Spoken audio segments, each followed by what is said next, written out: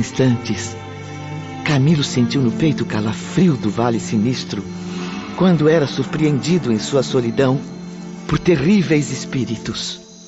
Diga logo, quem é você? Vou chamar os guardiães. Não tenha medo, meu irmão.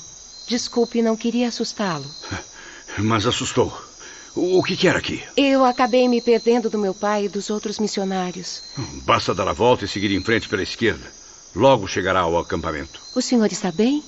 Noto que precisa de ajuda. Me parece muito angustiado. E quem aqui não está? Para que paisagens tão belas se sou proibido de entrar em contato com os encarnados mais cultos, visitar as novas bibliotecas, saber o que acontece no mundo, rever meus familiares? Certo dia, ouvi um dos meus orientadores dizer que cultura é uma coisa muito relativa, meu amigo. Muitas vezes a cultura terrena não servirá para nada, ou muito pouco, nas esferas do invisível. Acredito mais na sensibilidade que conquistamos com a experiência. A cultura acaba sendo consequência. Perdoe-me, mas o que uma jovem como você, vivendo nesse fim de mundo, longe da civilização, entende de experiência de vida? Só o suficiente para acreditar que somos todos iguais perante o Criador. Talvez a única diferença seja que alguns, como o senhor, precisem ter mais fé em si mesmos e na providência divina. A fé sempre me acompanhou. E olhe bem o meu destino. Veja o que me restou. Disse bem, meu amigo. A fé nunca o abandonou, mas foi abandonada quando o senhor decidiu tirar a própria vida. Confesso que muitas vezes também pensei em abandonar tudo. Uma jovem bela, sadia, com tanta vida pela frente. O que há de tão desesperador nisso? O homem da minha vida, que conheci ainda na infância e a quem dediquei todo o amor, foi o responsável pela minha maior desilusão. Fui envolvida, estava cega de paixão. Dediquei todos os meus sonhos, todas as minhas preces à nossa felicidade. Mas olhe bem o meu destino. Veja bem o que me restou. Passei 15 anos guardando o pouco que sobrava do trabalho na lavoura para fazer a festa de casamento. Estaria me casando exatamente esta noite, se não tivesse sido abandonada na véspera. Meu noivo fugiu com outra mulher, me deixando apenas uma carta de despedida e um profundo desejo de desistir de viver. Não faça isso, minha jovem. Jamais será a solução. Meu irmão, graças a Jesus Cristo e a Maria de Nazaré, estou agora aqui, em espírito, para ouvir e ser ouvida. Certa de que todos precisamos de grandes reparações e testemunhos dolorosos. Experiências que desafiam a nossa fé. É a missão sagrada dos aprendizes do espiritismo cristão.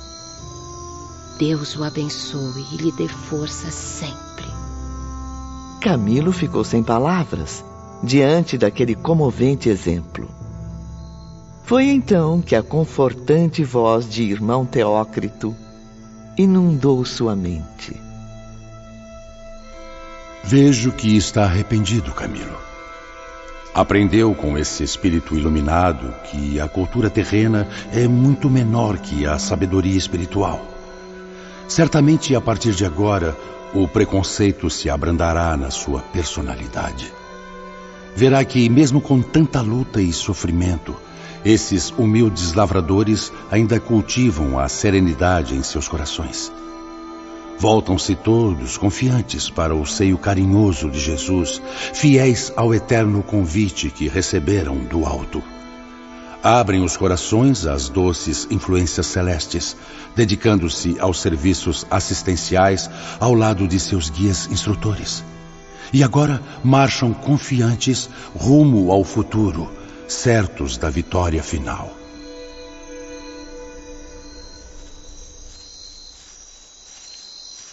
Onde está o Camilo? Alguém o viu? Se é aquele distinto senhor de longos bigodes, estava conversando agora há pouco com uma das nossas missionárias. Boa noite, amigo. De onde vem? Boa noite. Moro logo após a colina. Resolvi plantar milho, mas tive muito azar com essa lavoura. Não fale assim, meu irmão. Convém dizer que ainda não teve sorte. Ou que sua criação de galinhas devorou o milharal. Galinha? Eu já perdi a conta de quanto tempo eu não vejo uma no galinheiro. Quanto mais no prato, de preferência ensopada com milho.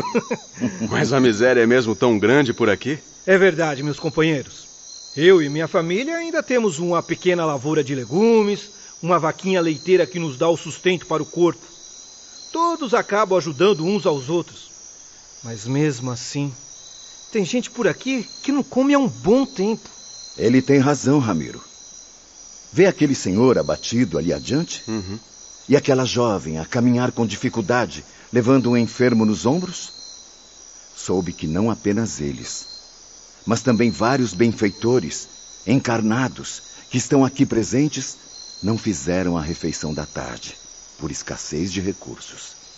Ora, mas não é um empecilho. Nem por isso nos sentimos desgraçados.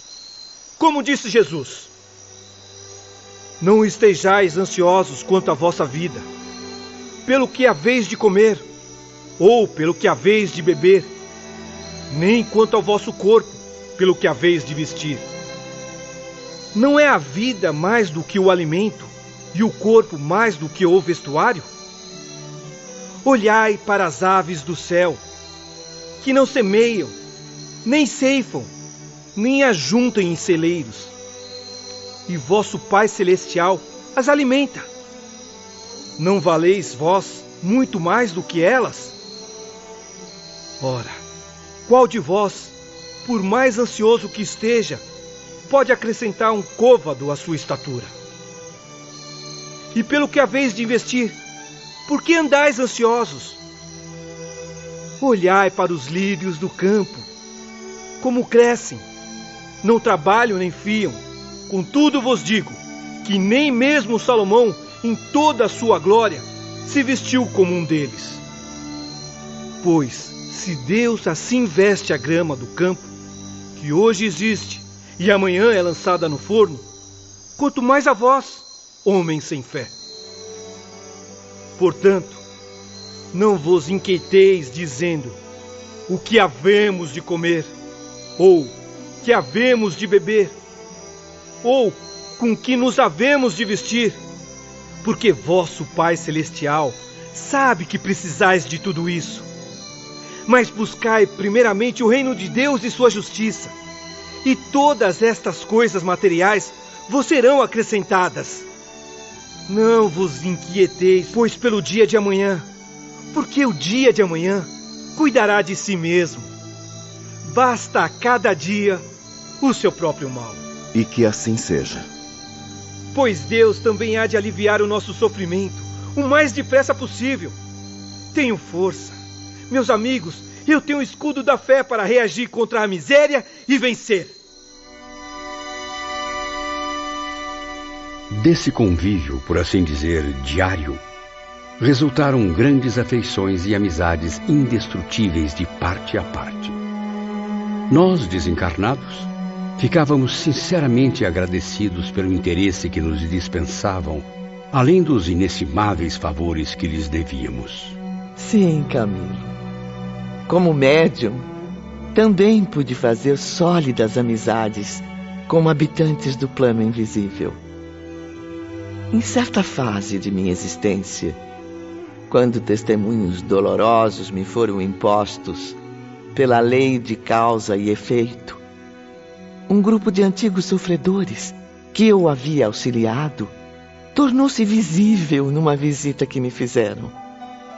Entre eles havia inclusive alguns suicidas e 2 ex-obsessores, todos oferecendo auxílio para suavizar minha angústia. Infelizmente, a situação era irremediável e nada foi possível fazer. No entanto, misturaram suas lágrimas às minhas, visitando-me e aconselhando-me com frequência numa eterna prova de afeição.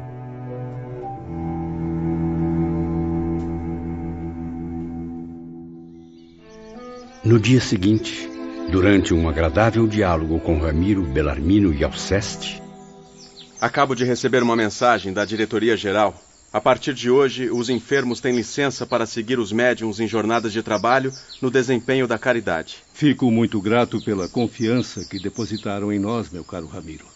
Mas qual seria nossa função nessas missões? Professor Belarmino, eu não usaria a palavra função, mas interesse. Essas atividades são poderosamente interessantes, pois servirão de magnífico aprendizado aos enfermos. Espero que sim.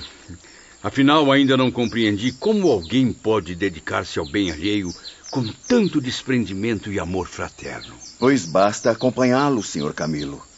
Presenciar tudo o que é realizado por eles em corpo astral, durante o sono físico. Os médiuns e os demais iniciados cristãos encarnados merecem a total confiança do nosso instituto. Estão sob nossa proteção até concluírem os compromissos assumidos com os seus diretores. Mas noto que alguns médios permanecem conosco há meses neste acampamento. Muitas vezes, essa vigilância se estende por tempo indeterminado. E o aprendiz terreno passa a fazer parte da nossa colônia. Seria o mesmo que dizer que se tornaram colaboradores da Legião dos Servos de Maria? Perfeitamente, Camilo. Se eles forem verdadeiramente dedicados à missão conduzida pela doutrina de Allan Kardec, não limitarão sua boa vontade às sessões semanais secretas no núcleo ao qual pertencem. Ao contrário, ampliarão o raio de suas ações em esforços favoráveis à causa a que servem. E quando começaremos este trabalho, Alceste? Provavelmente a partir desta noite, Sr. Belarmino.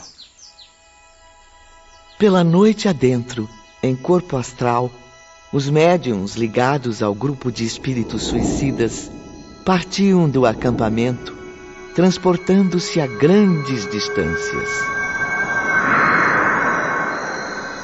Convoco agora os irmãos médiuns, junto de seus mentores e guias, para mais uma nobre realização. Por favor, reúnam-se em grupos de 10. Esta noite, metade dos grupos visitará hospitais, a outra metade, domicílios particulares. Momentos depois, fizemos nossa primeira visita hospitalar. À beira dos leitos, nos quais os pobres enfermos sofriam, desesperançosos e tristes. Tenha força, meu irmão. Vim para lhe trazer um pouco de alívio e muita esperança. Fé em Deus, senhora. Coragem. Se tiveres vontade de vencer, já é um bom começo. Jesus ora por ti. Os bondosos médiuns aprendizes ministravam conforto e novos vigores através de aplicações magnéticas. Valendo-se da sonolência em que os doentes estavam mergulhados, falavam-lhes amigavelmente. Confie no médico celeste, meu irmão. É dele que virá a luz para a sua recuperação. Valorize a vida e seja feliz. Outro grupo ingressava ao mesmo tempo numa bela mansão da capital paulista. Como podem ver, mesmo com tanta riqueza, esta mãe sofre dia e noite com o filho deficiente. Oremos por eles, meus amigos. Ave Maria, cheia de graça, o Senhor é convosco. Bendita sois vós entre as mulheres, e bendito é o fruto do vosso ventre, Jesus. Santa Maria, Mãe de Deus, rogai por nós, pecadores, agora e na hora de nossa morte. Amém. Que Maria de Nazaré oriente e vigie este lar. Que a fartura material jamais seja superior à prosperidade espiritual. Que assim seja. Qual o nosso próximo destino, Romeu? Algum palácio semelhante a este? Não, meu caro João. Nosso intuito, e principalmente destes dedicados médiuns, é sempre o de servir e aprender. Por isso mesmo, não podemos visitar somente os lares dos ricos. Iremos ainda hoje a choupanas, palafitas e até mesmo a prostíbulos. Prostíbulos? O que um pobre desencarnado como eu pode fazer num lugar desses? Onde houver corações desesperados a confortar e almas aflitas a aconselhar, É para lá que iremos, meu amigo. Em outras ocasiões, solicitavam nossa ajuda para confortar grandes infelizes, pessoas encarnadas que atravessavam duras provações e cujo desespero poderia tornar-se fatal. Não compreendo. Pensei que as missões fossem em locais distantes. Por que viemos ao Centro Espírita, sede da agremiação? Porque para cá também vêm muitos espíritos aflitos, meu amigo, enquanto seus fardos materiais continuam em sono profundo. Vê aquele rapaz sentado logo ali? Cultiva há vários dias o desejo de cometer suicídio, movido pela perda da esposa em trágico acidente. A médium está tentando confortá-lo. Nada justifica ir contra as leis divinas, meu irmão. Sinto a dor que está sentindo, pois eu também perdi um ente querido, um filho. Mas é preciso buscar forças nos ensinamentos do Evangelho de Jesus. Não! Ninguém é capaz de sentir a minha dor, a não ser eu mesmo. Ninguém imagina a falta que minha amada me faz. O que será de mim e do meu filhinho que não tem mais mãe? É justo isso, meu Deus? Não. A vida agora perdeu o sentido. Pois veja pelo lado bom, meu amigo. Ainda lhe resta uma grande razão de viver. Que exemplo pretende dar ao seu menino, entregando-se a este ato covarde? Não. Deve ficar e criar o seu filho com muito amor. É o que sua esposa faria, acredite. Aceite as lições do Cristo como eu aceitei. Elas enriquecem todos os dias a minha alma para seguir em frente. É preciso ter espírito batalhador. Jamais se julgar vencido, desanimado, desesperado. Jamais. Talvez tenha razão ao dizer que ninguém pode sentir a sua dor. Mas há alguém conosco que compreende o seu desespero. Aqui está um suicida desencarnado. Uma alma que certamente irá ajudá-lo a desistir desta triste ideia. Aproxime-se, Sr. Belarmino. Mas eu não esperava por isso. Não estou preparado. Nem sei o que dizer a essa pobre criatura. Fale apenas o que o seu coração mandar, meu irmão. Conte-lhe a sua dolorosa experiência, a história de sua vida, de sua morte e de sua missão rumo ao progresso. Boa noite, meu jovem. Eis que estou aqui novamente, depois de tanto tempo, exercendo minha profissão terrena. Professor. Sim, fui mestre em filosofia, biologia, antropologia e em diversos idiomas. Mas vejo-me agora despreparado para ministrar uma aula muito difícil para um aluno que, espero, ainda tenha recuperação. Se tivesse que criar um título, talvez denominasse esta matéria de Como Voltar a Viver.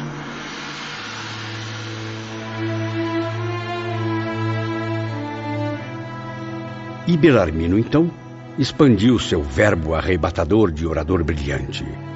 E pela primeira vez, entre muitas que ainda viriam, pôde salvar de uma queda certa um infeliz prestes a tirar a própria vida. Todas essas experiências foram de extremo proveito. Esclarecimentos valorosos, exemplos memoráveis que reanimavam seus corações para reagir através da esperança. 2 meses depois... Senhores, nossa missão no plano material terreno obteve grande êxito. Sendo assim, a diretoria-geral ordena que regressemos à nossa colônia espiritual.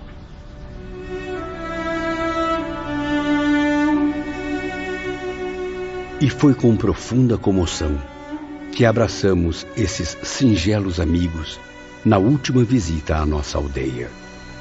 Era impressionante, pois embora seus corpos carnais se mantivessem adormecidos quando iam nos ver, nós os enxergávamos realmente como homens e mulheres.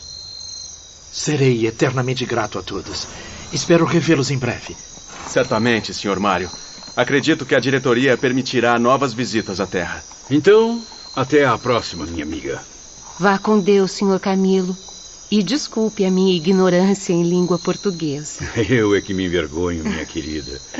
Ignorante é quem não sabe ler nas entrelinhas do Evangelho, nem levar adiante as palavras de Jesus. Pensem em nós, porque vamos orar sempre por todos.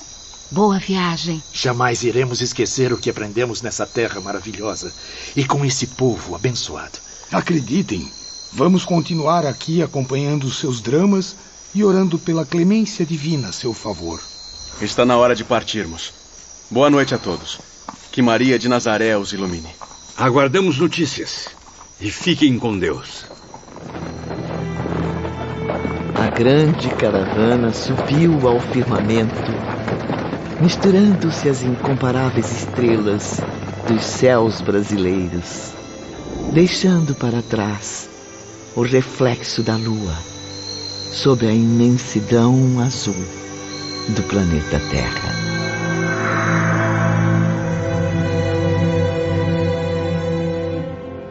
Como prometido, após chegarem ao instituto, Camilo e seus companheiros frequentemente viam os abnegados amigos terrenos surgirem nas imagens dos aparelhos de vídeo, médiuns especiais, seres iluminados, envolvidos nas preciosas ondas da prece e dos pensamentos generosos, graças que encaminhavam a Deus, expressando os votos pela melhoria da situação dos enfermos. Pois é, passamos 2 longos meses na Terra e não obtivemos autorização para a visita à nossa querida pátria. No entanto, meus caros, tivemos o privilégio de conhecer esses amigos prestativos e gentis. Humildes e verdadeiros discípulos do nobre mestre da iniciação, Allan Kardec. A cada nova experiência passo a compreender e a admirar estes novos princípios, bem diferentes da filosofia materialista. Uma doutrina como esta é capaz de lapidar corações, abrilhantando-os com a mais pura bondade, não pode estar distante da verdade que procuramos.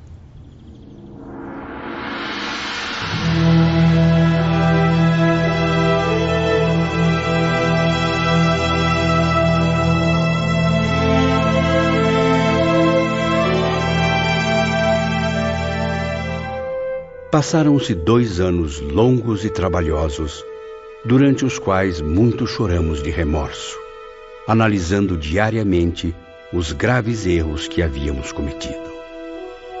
Voltamos algumas vezes a participar de reuniões espirituais na Terra, visitando nossos amigos e lhes falando por via mediúnica. Foi nessa época que entrei em contato com um médium compatriota, através de pensamentos e orações que ele nos irradiava. Indagador, corajoso, por vezes até imprudente, esse médium era um profundo entusiasta. Boa noite, Sr. Ramiro.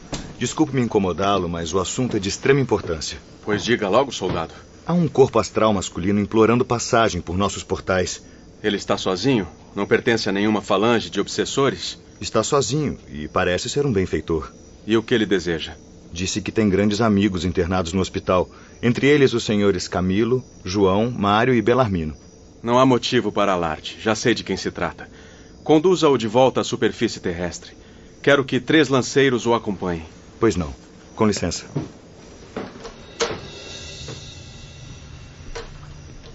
Sr. Camilo, o seu novo amigo conterrâneo está passando dos limites.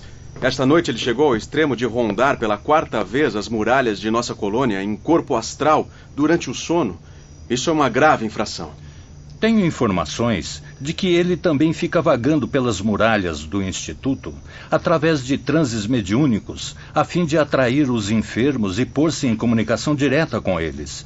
A direção está muito preocupada. Ora, mas esse português é atrevido. Não é mesmo capaz de domar o maravilhoso dom que possui. Um contato tão direto com o ambiente privativo dos condenados é perigoso demais, Sr. Camilo. Mesmo assim, como pôde ver, lhe oferecemos segurança e assistência para o retorno. Temos consciência de que ele é um espírito sincero, com boas intenções, porém muito inconsequente. Não deve ter noção dos perigos que o cercam em alguns locais do plano espiritual. Ramiro e Idílio, os senhores estão certos. Vou advertir o meu compatriota a ser mais cauteloso. É claro que ele possui conselheiros e guias, como médium que é. No entanto, possui também o livre-arbítrio, a vontade livre para fazer o que lhe convier. Ele precisa saber harmonizar a disciplina com o exercício mediúnico. Caso contrário, estará correndo grandes riscos. Não basta apenas amparar-se na ardente fé que o inspira, mas aguardar as oportunidades oferecidas pelos seus superiores.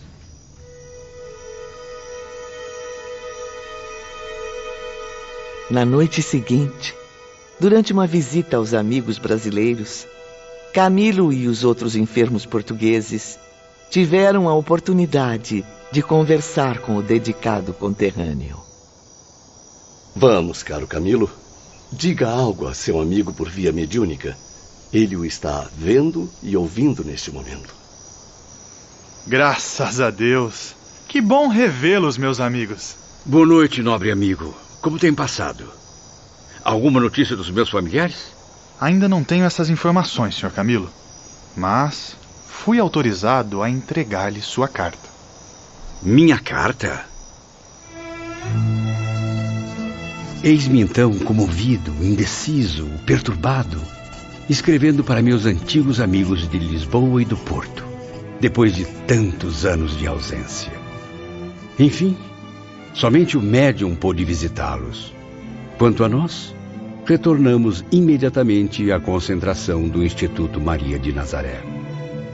Está lembrado, Camilo? O tempo passava, mas as disciplinas dos primeiros dias prosseguiam sem alterações. Sim.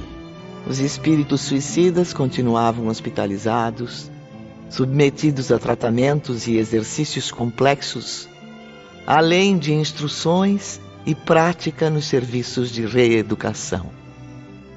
De certa maneira, porém, já conheciam a dura lógica da reencarnação.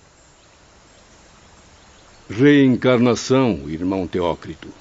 O fantasma que apavora qualquer espírito delinquente e o de um suicida em particular.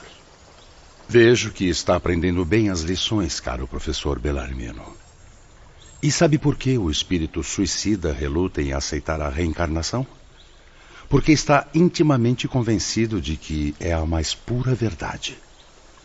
Procura negá-la porque a teme, sentindo, contudo, que a cada dia que passa, a cada minuto que se escoa, é atraído por ela como um pedaço minúsculo de aço pelo ímã poderoso e irresistível.